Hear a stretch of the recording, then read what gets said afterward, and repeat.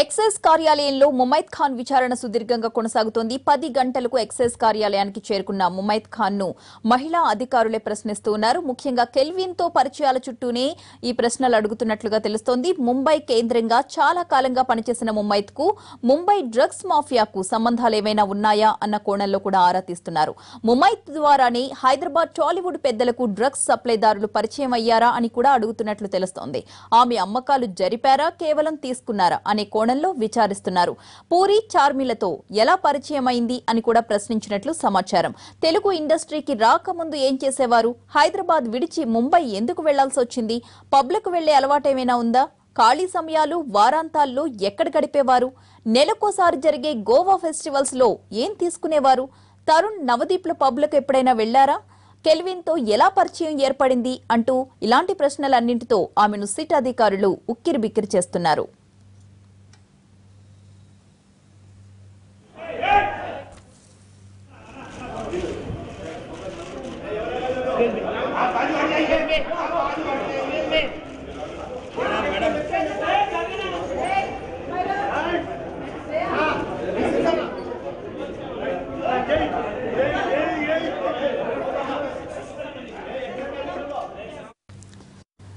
ముమైత్ విచారణకు సంబంధించిన latest updates అందించడానికి మా ప్రతినిధి రాధాకృష్ణ లైవ్ లో సిద్ధంగా ఉన్నారు. రాధాకృష్ణ, చెప్పండి, ముమైత్ ఖాన్ విచారణలో కొత్తగా ఏ విషయాలు బయటకు వచ్చాయి? అలాగే ఆమె డ్రగ్స్ వాడారో లేక సప్లైగా భావిస్తున్నారా అధికారులు? ఉదయం 9:40 సిట్ కార్యాలయానికి వచ్చిన ముమైత్ ఖాన్కి 10 గంటలకు విచారణ ప్రారంభమైంది. ఇప్పటికీ 6 గంటలు దాటా వస్తుంది, ఇంకా విచారణ కొనసాగుతుంది. చార్మి మాదిరిగానే ఈమెను కూడా 5 గంటల వరకు విచారించి తర్వాత పంపించాలని భావిస్తున్నారు అధికారులు. ప్రధానంగా క్యాల్విన్కి సంబంధించిన సమాచారాన్ని ముందుగా అధికారులు రాబడుతున్నారు. ఉదయం 10 గంటలకు వచ్చిన తర్వాత ఆమెకు సంబంధించిన వ్యక్తిగత సమాచారం తెలుసుకున్నారు. అలాగే క్యాల్విన్, పూరి, చార్మిల మధ్య ఉన్న పరిచయం, అలాగే ఏ విధంగా పూరి జగన్నాథ్ ముమైత్ ఖాన్కు పరిచయం అయ్యాడు అన్న దానికి సంబంధించిన సమాచారం రాబట్టారు. ప్రధానంగా తెలుగు సినిమా ఇండస్ట్రీకి సంబంధించి క్యాల్విన్ ఏ విధంగా ఇండస్ట్రీ లోపలికి ఎంట్రీ అయ్యాడు, అంటే ఇంతమందికి ఏ విధంగా అతను పరిచయస్తుడిగా మారాడు, డ్రగ్స్ సరఫరాలో అతను ఎందుకు అంత కీలకంగా మారాడు అన్న దానికి సంబంధించి పూర్తి సమాచారం రాబడుతున్నారు. ఎందుకంటే ముమైత్ ఖానే ప్రధానంగా పూరి జగన్నాథ్ సంబంధించిన సినిమాలో ఆమె తెలుగు సినిమా ఇండస్ట్రీకి పరిచయం కావడం జరిగింది. అంటే ముంబై, అంత ముందు కూడా ఆమె మొత్తం ముంబైలో ఉండేది. ముంబై నుండే ఆమె తన వ్యక్తిగత కార్యకలాపాలన్నీ సాగిస్తూ ఉండేది. అయితే ఏ విధంగా పూరి జగన్నాథ్కు ఆమె పరిచయం ఏర్పడింది అన్నది చాలా ఇంపార్టెంట్గా మారింది. అక్కడి నుండి ప్రారంభమైన ప్రశ్నల వర్షం ఇప్పుడు బిగ్ బాస్ షో వరకు కొనసాగుతూనే ఉంది. ఆమె వచ్చినప్పుడు కూడా ఎయిర్పోర్ట్కి నిన్న సాయంత్రం వచ్చినప్పటి నుండి కూడా ఇవాళ ఉదయం 10 గంటల వరకు సిట్ కార్యాలయానికి వచ్చినంత వరకు ఎక్కడ కూడా ఇతరులతోటి ఎవరితోటి కూడా మాట్లాడనివ్వలేదు. ఆమెతోటి షోకి సంబంధించిన ప్రతినిధులు కూడా రావడం జరిగింది. వాళ్ళు ఎవరితోటి కూడా మాట్లాడనీయకుండా చాలా జాగ్రత్త తీసుకున్నారు. నేరుగా హోటల్ నుండి ఆమె 9:40 కార్యాలయానికి చేరుకోవడం జరిగింది. సిట్ కార్యాలయానికి 10 గంటలకు ఇటు సిట్ బృందంతో పాటు ప్రత్యేకంగా ఏర్పాటు చేసిన మహిళా అధికారుల బృందం ఆమెను విచారించడం జరిగింది. ప్రధానంగా తెలుగు సినిమా ఇండస్ట్రీకి ఏ విధంగా ఈ డ్రగ్స్ సరఫరా కొనసాగుతుంది అనేది ఆమె నుండి తెలుసుకునే ప్రయత్నం చేయడం జరిగింది. అలాగే అధికారులు జరిపిన దర్యాప్తులో కెల్విన్ అరెస్టు తర్వాత పూరి జగన్నాథ్ కావచ్చు, మిగిలిన చార్మి ఇచ్చిన సమాచారం కావచ్చు, వీళ్ళు ఇచ్చిన సమాచారం అంతా కూడా క్రోడీకరించి ఆమె ముందు కూడా ఉంచడం జరిగింది.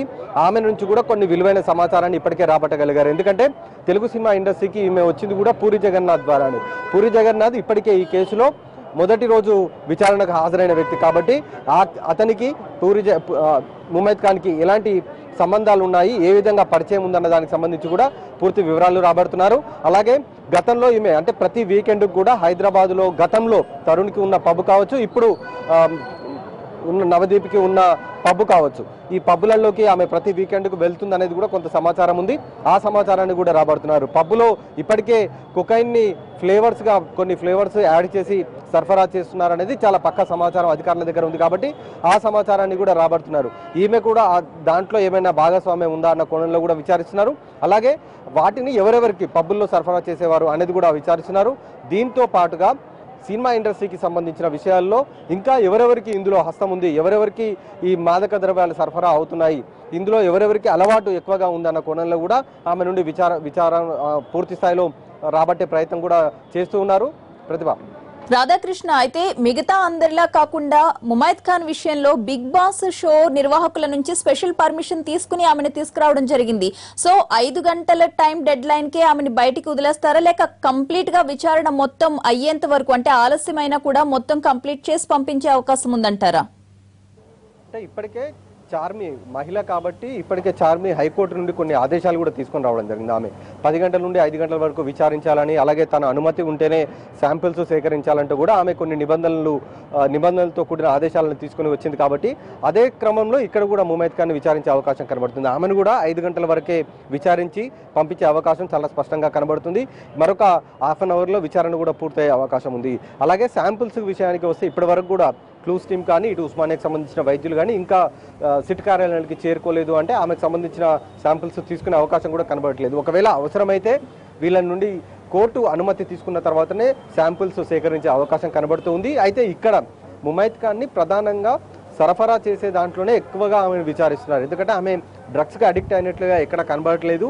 కేవలం ఆమె ఇండస్ట్రీలో ఎక్కువగా సరఫరా చేసింది, ఇతరులకు క్యాల్విన్ నుండి తీసుకొని వచ్చి మాదక ద్రవ్యాలను ఇక్కడ అందజేసింది అనేది ప్రధానంగా ఆమె పైన ఉన్న ఆరోపణ. ఆ దాంట్లో భాగంగానే అంటే అధికారులు దర్యాప్తులో సేకరించిన ఆధారాల్లో కూడా అదే ఎక్కువగా లభించినట్లు కూడా మనకు తెలుస్తుంది.